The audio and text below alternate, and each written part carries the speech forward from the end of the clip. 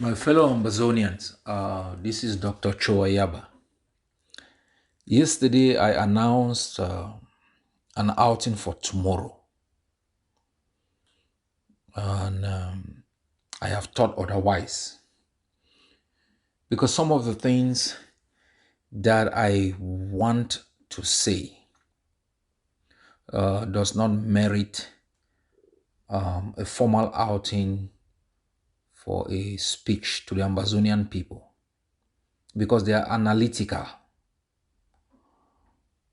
And this is relevant for the speech I want to make. Some background information so that we are all in the same frame of mind before I make a formal statement. I want to be forward looking, but looking backward as to understand certain things is critical for forward movement. You see, all what we are experiencing today is not new.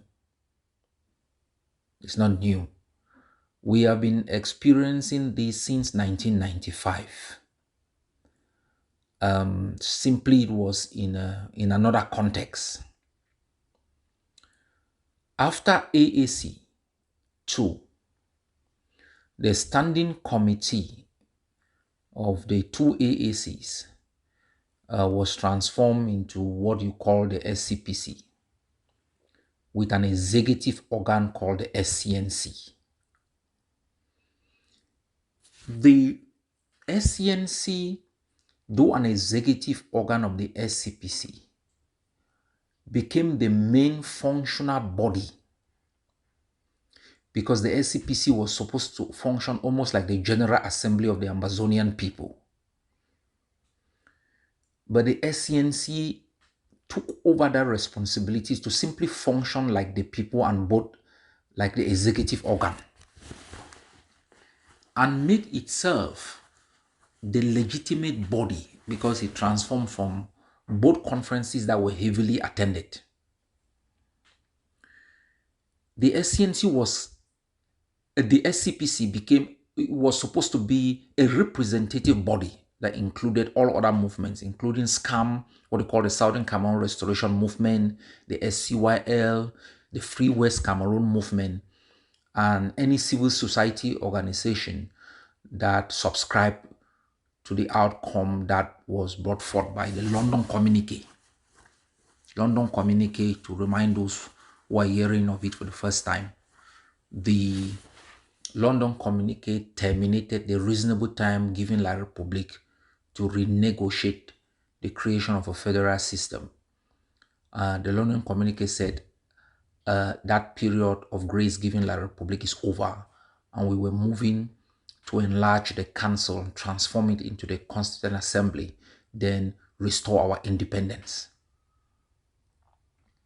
One of the main problems we faced then was that power within the SCNC was in the hands of people who never even wanted it, who simply by virtue of convening became leaders. That was somebody like Barrister Kontang Elad. You have the Simon Munzus. Kontang Elad became the chairperson of the council by virtue of the fact that himself, Professor Kasa Anyangwe, to a limited extent, Benjamin Etwe, convened the All Anglophone conferences. The first leader of the Southern Cameroon National Council that really wanted that portfolio was late Chief Ayamba, because he campaigned and got elected. But let me not diverse. Once that power of the main body was given to the SCPC, it was usurped by the executive organ, which became the SCNC. They took that power and never wanted any other movement to exist. We all attended meetings of the SCNC, like representative of the SCYL. Late Dr. Yombang, Five Visha, and others sat in there as SCAM representatives. Late Ambassador Epie was always absent, was not strong enough, was in Yaoundé. What we then realized in the SCNC was moving from rhetorical claim for independence to actualizing that claim was a different ball game. And these lawyers, nobody was willing to move from the comfort of their homes and running helter-skelter in bushes. And so after the London Communique, to transform the council, to enlarge the council and then transform it into the Constituent Assembly became a big problem, because it required, after transformation, to now restore the independence. And that restoration would invite, the brutality of the enemy. So the leadership of the SCNC was not interested in that. Though not interested, any attempt by SCAM and the SCYL that worked together and adopted the military doctrine was seen as undermining the supposed body that was supposed to be the only body to speak on behalf of Ambazonia. Does it sound familiar with what you're finding today of the exclusive claim by the IG to speak on our behalf? It took a meeting in 1996 that was a garden park, either 96 or 95, I can't really recall. When we went into that meeting, then Ella had left. After pressure for Ella to transform, to enlarge the council and transform, he somehow mysteriously fell sick. I give him the benefit of doubt because you never really know. I think left for the US. We wanted to replace Ella with a militant, the chairperson of SCAM, Ambassador Epie. But the moderate had another idea, and they are always larger in number. That's the sad story. So we held nocturnal meetings in Boya, and we now appointed someone to nominate Ambassador Epie for the election, never knowing that the moderates were holding their own nocturnal meetings.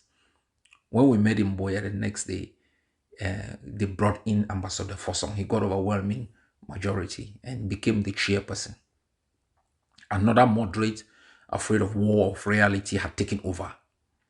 But the notion of exclusive claim to speak on behalf of Ambazonia was prevalent. It took a radical departure by the SCYL leadership to begin to mobilize the ground, created units. We distributed the territory. Akwanga was in the Mutengene, Akwanga was in the my 16 area. Benedict, when I was in the Mutengene, I was overseeing Victoria, and then we carved out the northern zone where Akwanga went into the Bui axis, I went into the Mezam axis, and created units with thousands of men ready to fight. We were doing that as the SCNC leadership was still there, claiming they were the only ones who had the right. After all, when we sat in a Wellegi's hotel in Victoria to talk about the UN trip, we were there. Look at all the people who went to the UN. All these old doctors, these professors, former ambassadors, they went there. We were all left out. That exclusive right, by virtue of who they were, who they had been, was prevalent then as it is today. Today you find the old rugged professors, they use money, they use statues, elitism, and put themselves together to claim exclusive power to speak on behalf of Ambazonia. But I'll come to that. And immediately after I think 1997, we had been planning to seize the entire territory in one day. I went into Manao Bay. I recruited Ambazonian soldiers. They carried me into Manao Bay, looked at it, see how we could take it. If I look back, I felt it was madness. There was not a single gun. We brought in a juju man from Ghana, and he went all over the territory. Came down in cassava farm. We sat there in a small hall, a small house in the middle of the night, cutting us odeshe. And we came up to Bamenda, did the same. People were tying things around their neck. We had our code, which I think I recall when we met in Ireland, AFI, Angwalang. So if an Amazonian soldier then was the SCYL was moving, and they say, Afi, you respond Angwalang. If you don't respond, we know you are a stranger because you must know the code. We had our code. We didn't just communicate the way that you people are communicating today. We use coded languages. Feska 2 means come, which is, I think you people are familiar with. So we prepared ourselves for a takeover. And once Dr. Kwanga was picked up, we initiated takeover immediately.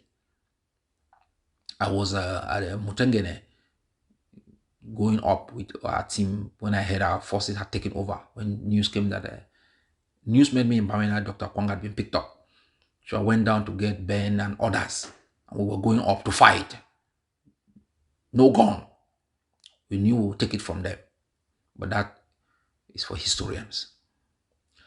I wanted to put to you the entitlement mentality that haunted us.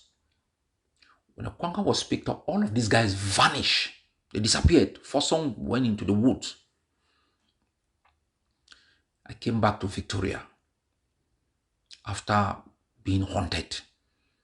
I moved to Dr. Yombang's clinic. No way. Moved to Bonaberry to one other person to stay there. He too was scared.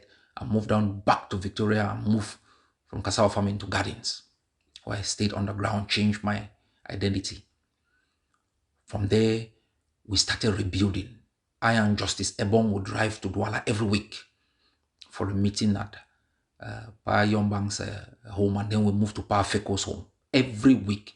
Then we decided to move the meeting to Mutengene, brought in orders, and then set up the Revolutionary Command Council under the leadership of Justice Ebong. When Akwanga was picked up from the first day, we started planning how to get him out of jail. No thinking of any court. We started thinking from day one. I went into Justice Ebong's village to look medicine people who said they could do whatever to see that we could get the prisoners out. Once we reconstituted the SCNC that had vanished, then Dr. Yombang proposed that we get Mokete because of his radicalism within the SDF. We thought bringing him at the helm will give us a way forward. And then Justice Ebong will hold the chairperson of the Revolutionary Command Council. And then Mokete will take the political leadership. Then somehow Benedict and myself will escape the territory and ended up in as nomads in Germany. Not long, they had that dream had come true and Mokete had been enthroned. He flew to Germany. I met him there. We spoke. Now, let me come fast forward. You see, what you are facing today, we faced it before. I created SCYA units across entire Europe. SCNC units to emerge. We tried to work together. It didn't work because SCNC insisted the SCYA had to work under them because they were the mother organization. You see, Comrade Yerima, we knew ourselves in Holland. When I went in there, installed the SCYA branch, we successfully brought the SCNC and SCYA together in Holland. But they of the SCNC destroyed it because they wanted to take preeminence. They said they were the biggest, they were the popular. And we continued building SCYA units. In Belgium, we set up the Benelux branch. I brought together SCNC and SCYL. But the SCNC leadership at home was always fighting to make sure they crumble the unity we built so that they could take absolute control and control money for their legal nonsense that they were pursuing. Because they thought if we bring the two groups together, we will have to mobilize resources to put it into defense. Because we were damn focused on defense.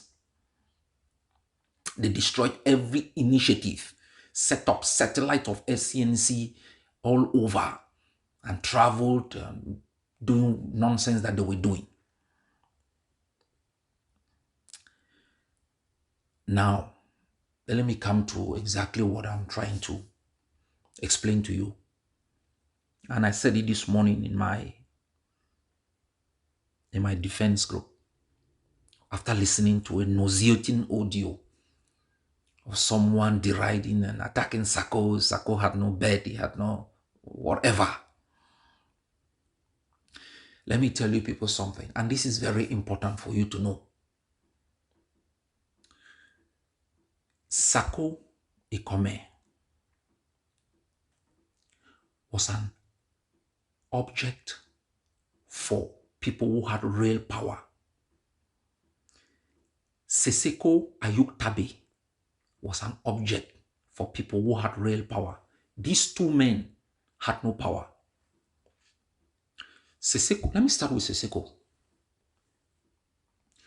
And I'll come to the next, the third Mr. President, Mr. Nji. Sisiku was a man living his life and pursuing his dreams, and saw what was going on in our territory and also made his own contribution. I suspect he put in a lot of money, and you know Amazonians follow money a lot. If you have money, you can rule them. And he injected his own funds. He constituted himself there in Nigeria, I think in Singa, and supported the consortium and the efforts that were going. When they finally dismantled the consortium on the ground, they moved over there, and they were at the mercy of these benevolent professors, doctors, and entrepreneurs. So when power was in the hands of Tapang and Mark, these were radical rebels. They could not be subjected to control from South Africa. But they were instrumental in keeping the momentum. Because the role of South Africa was to instrumentalize political power. Not because it gave them anything. It didn't give them money. They were not using it for money like you see the Chris Arnolds using it today. South Africa, from the time of the SDF, they acted like a lobbying group. They just felt relevant. Yes, and not only to the SDF, but to the community, because they could bring these big people in there and they could feel relevant. South Africa is divided into three sets of persons: the strugglers, the mechanics, hairdressers, and what do you have? And then you have the entrepreneurs, and then you have, you know, the professors, university dons, and others. These are the three different sets of persons you have in South Africa. And so the entrepreneurs were the people who used the grassroots, and the professors. The professors were more concerned with, you know, their lectureship and their profile in society. They knew that struggles or whether SDF, they could play a central role, but they also knew that it demanded demonstrations. They were not willing to take part in all of those street stuff. The entrepreneurs, the middle people, where you have the Milton, the Milan, needed both groups. They needed the grassroots to mobilize for demonstrations and political mobilization.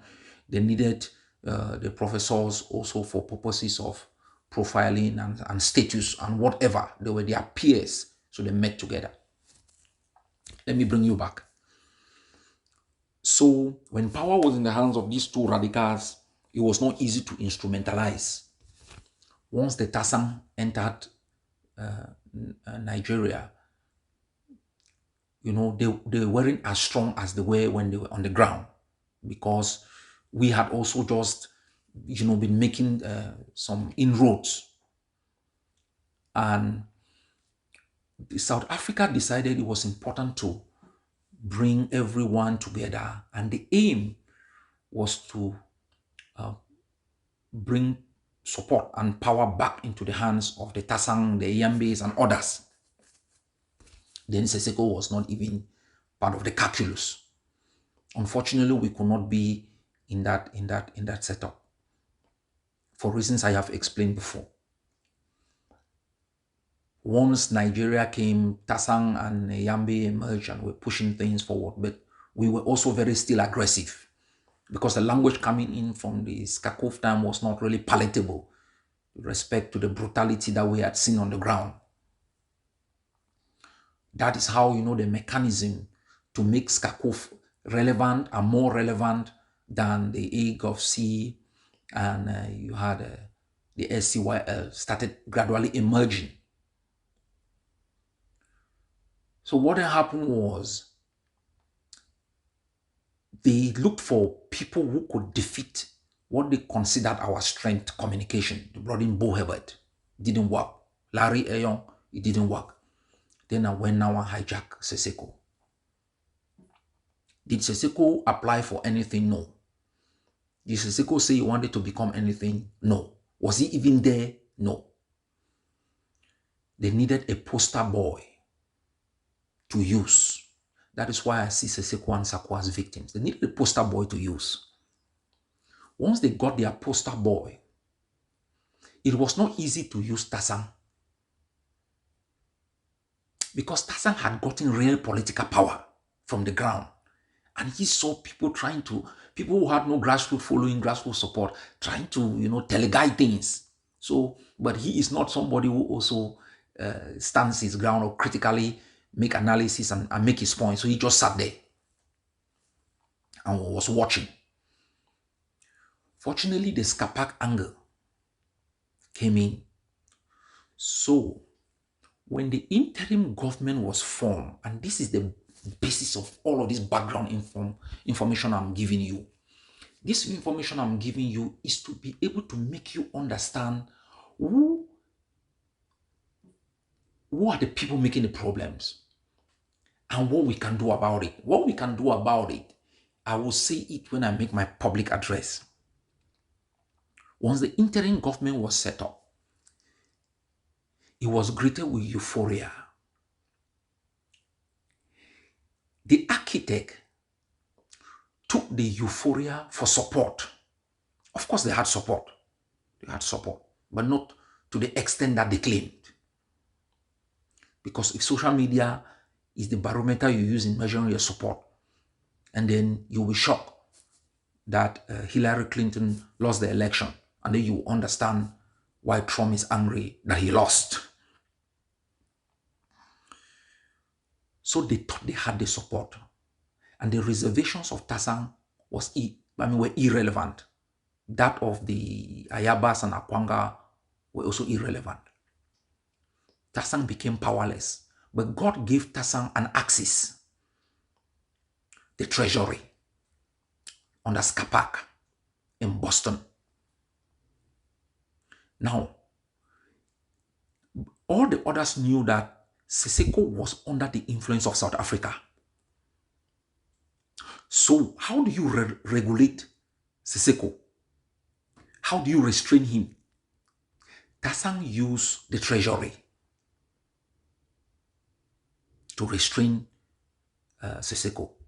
Sisiku used popular mobilization to attempt to counter Tasang. But that did not work because there were powerful people within the Treasury and within other places that supported Tasang. Now, when they realized that communication was no longer the strength of the Ayabas and the Akwangas, that self-defense had now become the strength, and Tasang was not willing at that moment to dive into that, Milan realized that there was a threat coming on the IG, more bigger than the communication threat, which they wanted to counter with Bo Herbert and Larry. That is how he set up alternative system of diverting money to push into covert actions in self-defense, using Calabar Axis and even using the defense chair of the then defense secretary of the ADF, who was closer to Patasang because he also came from Momo. That is how the conflict also escalated issues of diversion of funds. Did Sisiku really have powers? Was power concentrated in the IG in the hands of Sisiku? No. Did Sisiku really know what he wanted and how he wanted to get it? Do you think Sisiku had a strategy as the leader of the IG, had a strategy for liberation? They had a strategy for mobilization and strategy to counter the Ague of Sea. Did Sisiku have tangible powers? No. Power was in the hands of the Treasury, power was in the hands of South Africa, and power was in the hands of Tasang. Sisiku was a poster boy, and he was a good poster boy. They dressed him up. They rolled him red carpet. They sang Papa Ele for him. They gave him titles. They made him a poster boy to be used by those who had real power. That's the same with SACO. They created an organization where there was no basis for continuity. So if you decapitate leadership, you didn't know what to do. In the IG of Sisiku, the vice president was covered. And we now know it was Mr. Weber. The same Weber was having full-blown conversations with me, deriding the IG for being amateur politicians who jumped into a liberation struggle. We set up meeting for Nigeria.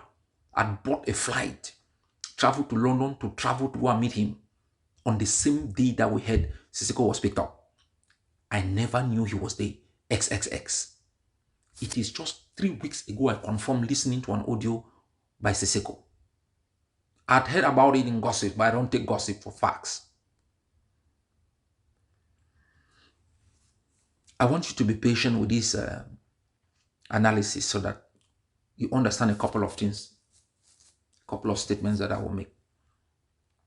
So the vice president of Sisiku was attacking them for being revolutionary amateurs, for setting a government, the government in which he was the vice, and for asking me to come over to Nigeria so we sit and discuss and plan. No basis for continuity. When Sisiku got kidnapped, they became confused. The same way you see, you kill an ADF general, in the next 48 hours, there is a new one. There is continuity. They brought in Sako as the next poster boy to use. The real power under Sako was in the hands of the Treasury under Brado, Milton, Milan, and others. Then Chris Anu was an agitator and a strange person. They provided him a tool to destroy the Ague of Sea and ADF. He took it and against them. Not long, Milton was shown the door.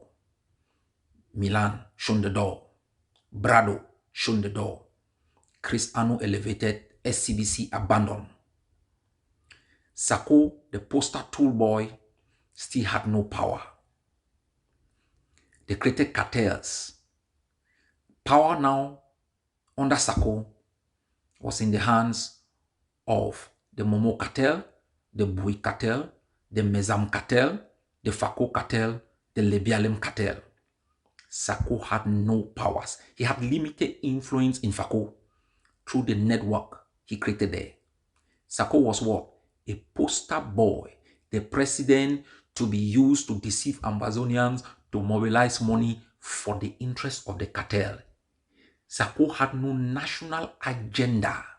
They were cartel agendas. The Momo cartel wanted to control Mugamu, wanted to control everything. The Mezam cartel set up networks from the Santa into town to disrupt the activities of the ADF. The Bui cartel, tried as much as possible to destroy the ADF. The Liberian cartel fought against the ADF and kicked us out in Bechati, kill Smalley and others. Fako cartel the same. Sako had no powers. Today I listened to an audio that said he had no chairs, he had no, we could not dress up. Oh yeah, they dressed him up, not for his sake, for their sake. Sako started realizing that he had virtually no power. And he started creating his own power base. Chris Anu thought Sako's relevance was due to his political propaganda and attack on others, and Sako must show him respect. Irene Gwa thought she was the one that gave Sako a base. She is the mobilizer of funds, and Sako must show her respect. The powerless Sako was caught between these cartels. He tried in Fako to gain influence through the network, to have direct say. The Fako cartel also wanted him to toe the line, not to go too far.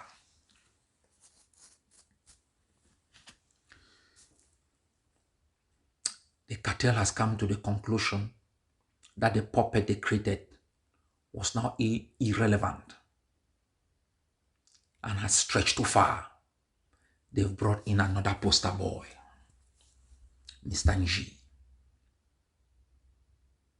They will dress him up. First, they introduce him. I saw him. He is a pharmacist. That is how they introduced Sisiku. He was a businessman. He had a lot of money. They introduced Sako as a pastor.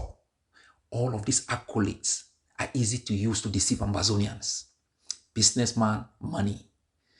They now introduce a pharmacy. He also surely has money. The same way like the House of Lords that supported Sako. They know your weak points. They use it against you. Now, Sako is irrelevant. Now they are trashing him in public. Remember, Sisiku that they brought in to use and manipulate was impeached from nowhere. Attacked as being compromised from nowhere. Your own poster boy, the prisoner kidnapped on your behalf, is now compromised. Now Sisiku is also being held hostage. I'll tell you why. A group of men with whom he's in jail. Wait. Those are the ones who think him being their so-called the illusion of a president gives them relevance. The illusion of a president gives them relevance. The same illusion of a president that Sako had gave these other people relevance. And then he gave them a supposed exclusivity in terms of power of control. Sisiku cannot make any decision without the cartels. I traveled to Ireland. Few members of my organization knew. I came back. Some were mad. I called a meeting and explained to them as a leader. I brought the Sisiku faction to address my cabinet. People were not happy, but I brought him for them to see what we have, and we listened to them. I brought Sako. Leadership. You make a puppet. That puppet will be dumped one day. That puppet will be there to serve the interests of those with real power, the cartels. That puppet will have no power to make those kind of leadership decisions that can make the difference. Sisiku is still under the elites of Manu that are scattered out here. The ones in South Africa and the IGK girls who have now morphed into some pseudo-independent outfits but still doing the bidding. And the sleeper cells of the IGK that have jumped into different organizations or are just sitting and waiting. When they see a small light, they jump out. Don't take this in a negative way. Now you hear them, the others, they're trashing Sako the same way they trash Sisiku. And all of them ran away. None of these people could stand up bravely, apart from a few, to defend Sisiku, because they knew he had no power. You see Sako today, the president, the person you call the president, is humiliated publicly, is threatened by coordinators and kicked out.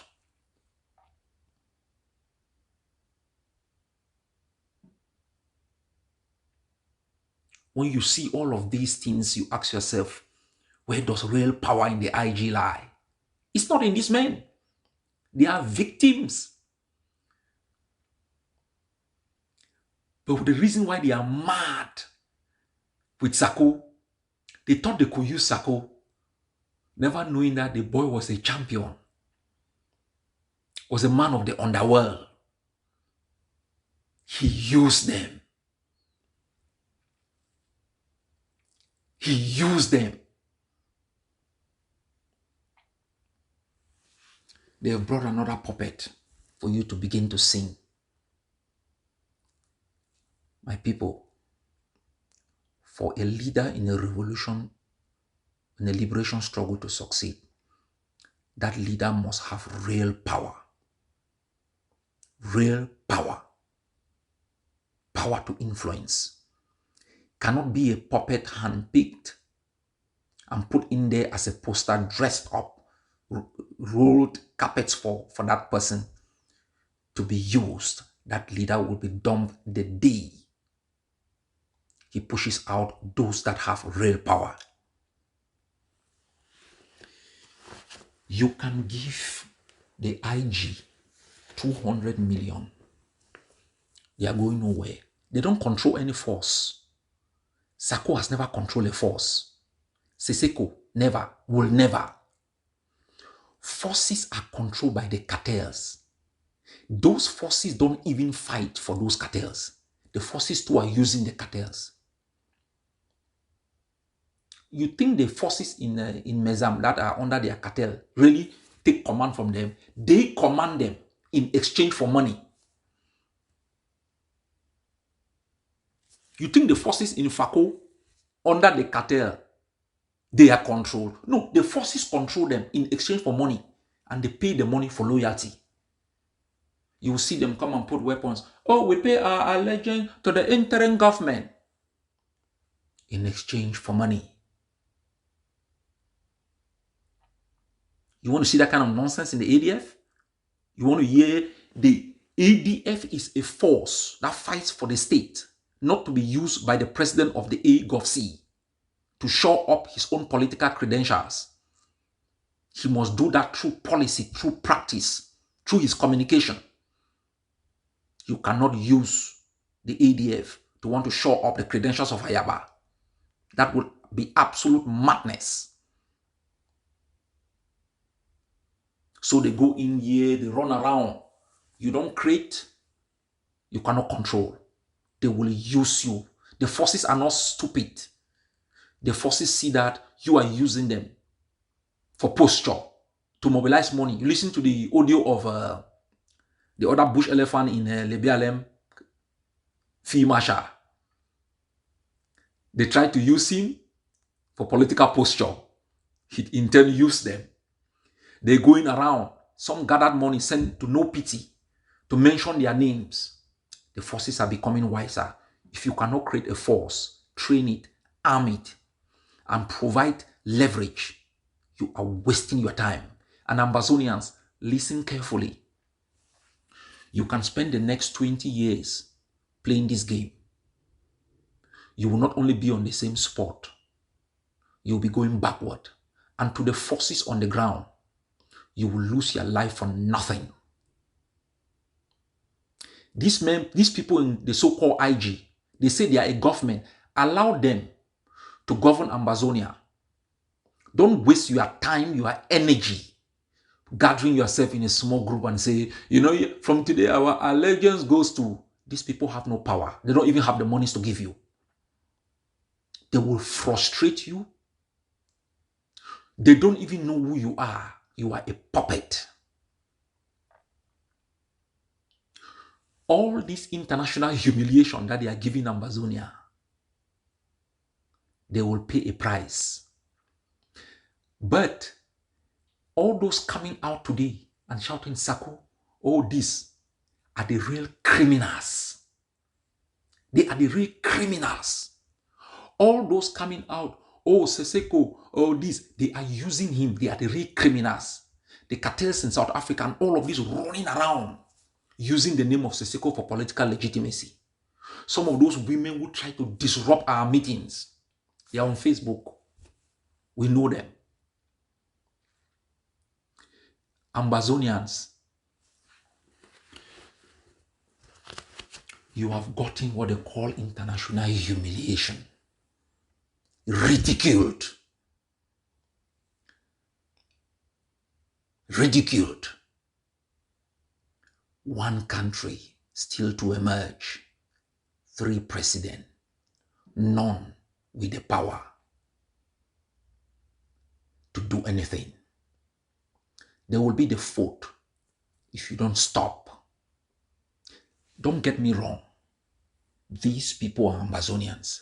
They have a right to dream. They have a right to their political ambition. They have a right to even set up their groups and call it ILG. What they don't have the right to do is to claim exclusive power to do anything in Ambazonia. Because their individual disgrace becomes an Ambazonian disgrace. AGOFC, we have trouble also. When I came back from Ireland, some comrades were mad.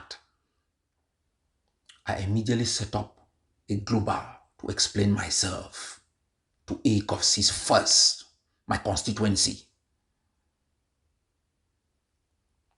You didn't see I went on TV and be making as though AGOFC now is Ambazonia.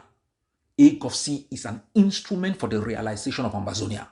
These people have taken their organization and made it the state. They are on social media impeaching. They have become legal experts, legal analysts.